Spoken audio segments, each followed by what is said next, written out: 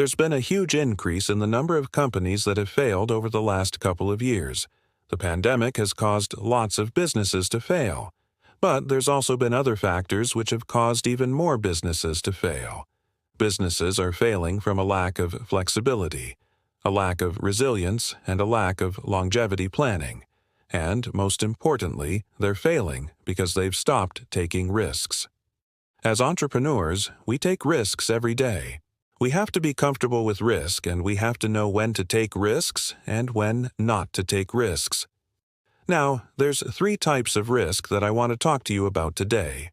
The first one is calculated risk, the second one is flexibility, and the third one is longevity planning. Now, when it comes to calculated risk, this is where you do your homework, you put together a plan, and then you execute against that plan. It's the difference between gambling and investing. When you invest, you analyze the investment. You decide whether or not you think it's going to go up.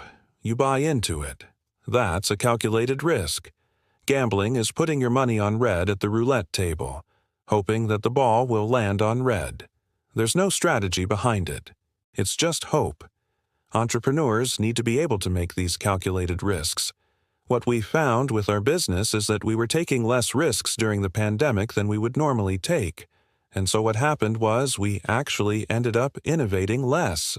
We weren't prepared to spend money on new products. We weren't prepared to hire new people because we were scared of what might happen. And when you stop taking risks, you stop innovating. And when you stop innovating, you start dying. And that's exactly what happened to many companies during the pandemic. They didn't innovate. They didn't change. They just kept doing the same thing, and ultimately they died. Blockbuster is a great example of this. Blockbuster had the opportunity to buy Netflix for $1 million back in 2000, and they turned it down because it was too risky. So, how do you make calculated risks? Well, firstly, you need to understand what your core competency is. If you don't know what your core competency is, you're never going to be able to grow. If you don't know what you're really good at, you're never going to be able to build on it. So, identify what your strengths are, identify what you can do better than anybody else, and then build out from there.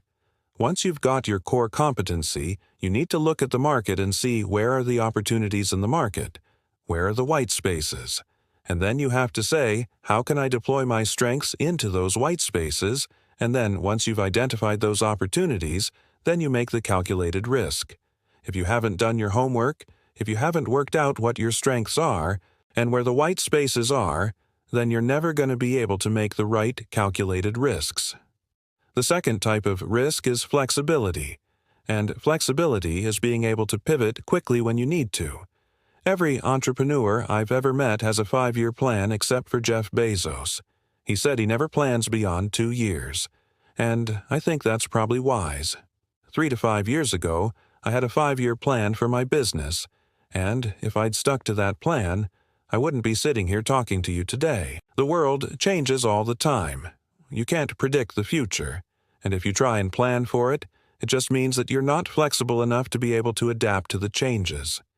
For example, I started my career in recruitment. And at the time when I started, the internet was just starting out. I knew nothing about the internet. I didn't know anything about websites. And everyone around me was saying, "Oh, the internet's just a fad. No one's ever going to shop online. Everything will always be done face to face." And if I'd listened to them, I wouldn't be sitting here talking to you today. I wouldn't have started my first tech company. I wouldn't have started my second tech company.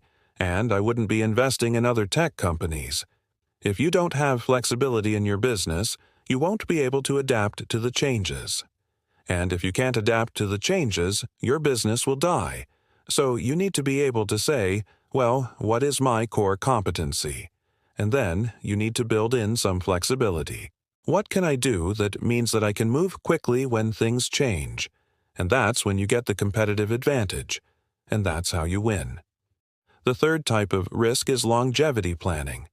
Now this is where you ask yourself, how long do I want my business to run for? Do I want it to be a short-term business? Do I want it to be a long-term business? You need to think about this, because if you don't think about this, and you just start working on your business without thinking how long you want it for, Then you'll burn yourself out. If you've got no longevity plan, you're never going to be able to grow sustainably. And the reason for that is because you're never going to be able to attract the right talent. The best talent wants to work for companies that are going to be around for a while. They don't want to work for startups that are just flash in the pan. They want to work for companies that are going to be around for a long time. And they also want to know that they're going to be able to progress. So if you don't have a longevity plan, you're never going to be able to attract the top talent. Now, longevity planning also means that you're going to be able to raise more money. Investors want to invest in companies that are going to be around for a long time. They don't want to invest in companies that are just going to disappear. So, if you don't have a longevity plan, you're never going to be able to raise money. You're also not going to be able to get bank finance. And if you can't raise money, you can't grow. And if you can't grow, you're not going to be able to compete.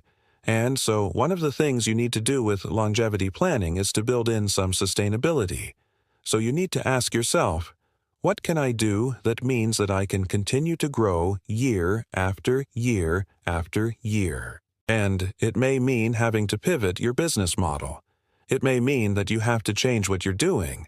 But if you don't do that, you'll burn out. Your employees will burn out. And again, you'll die. So those are the 3 different types of risk.